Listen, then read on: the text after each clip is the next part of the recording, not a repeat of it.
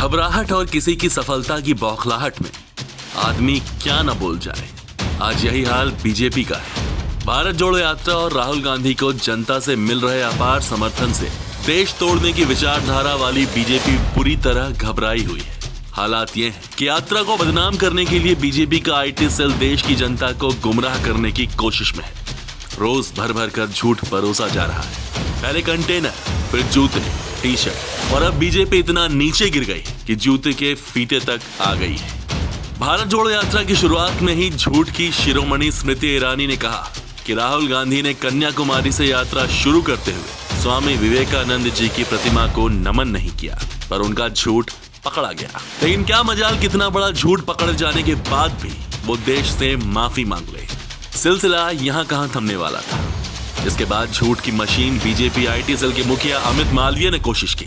कहा कि राहुल गांधी जी मीडिया से नहीं मिलते, जनसभाएं नहीं करते। लेकिन इस नासमझ मालवीय का झूठ औंधे मुंह जा गिरा जब देखा कि राहुल गांधी जी लगातार प्रेस वार्ता कर रहे हैं, पत्रकारों के हर सवाल का पूरे इत्मीनान से जवाब दे रहे हैं। राहुल गांधी ने पिछले 105 दिनों में 8 प्रेस कॉन्फ्रेंस की है, जबकि पीएम मोदी ने आज तक एक बार भी पत्रकारों के सवालों का सामना नहीं किया।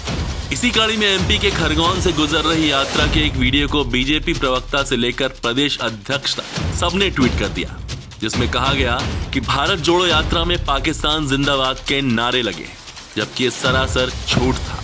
यही नहीं, बीजेपी ने जनता में भ्रम फैलाने की कोशिश की कि राहुल गांधी साउथ में सिर्फ चर्च में गए, जबकि राहुल गांधी ने हर धर्म की इबादत गाह में अपनी हाजिरी देकर देश में अमन चैन की दुआ की है। बीजेपी की कहीं दाल नहीं गली तो बीजेपी ने ढोल पीट दिया कि राहुल गांधी ने मां नर्मदा की आरती उल्टी दिशा से की है। यहाँ भी बीजेपी का पर्दाफाश हो गया। हर बार झूठ पकड़े जाने के बाद भी फेक न्यूज के सरगना अमित मालवीय ने माथा तो पकड़ लिया, लेकिन खुजली खत्म नहीं हुई। इस बार कहा कि राहुल गांधी के जूते का फीता बांधने के लिए पूर्व केंद्रीय मंत्री भंवर जितेंद्र सिंह घुटने के बल बैठ गए और खुद फीते बांधने की बजाय राहुल उनकी पीठ थपथपाते रहे।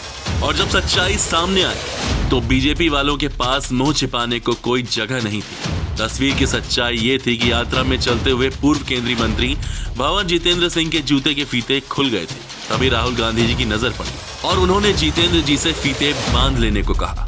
झूठ के जरिए यात्रा को बदनाम करने की बीजेपी की हर कोशिश, तमाम हथकंडे और पूरी मशीनरी फेल हो गई। इस पर क्या पीएम मोदी और बीजेपी अध्यक्ष जेपी नड्डा देश से माफी मांगेंगे?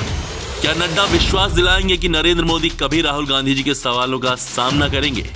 शायद नहीं, क्योंकि शेर और कागजी शेर में जमीन आसमान का अंतर होता है।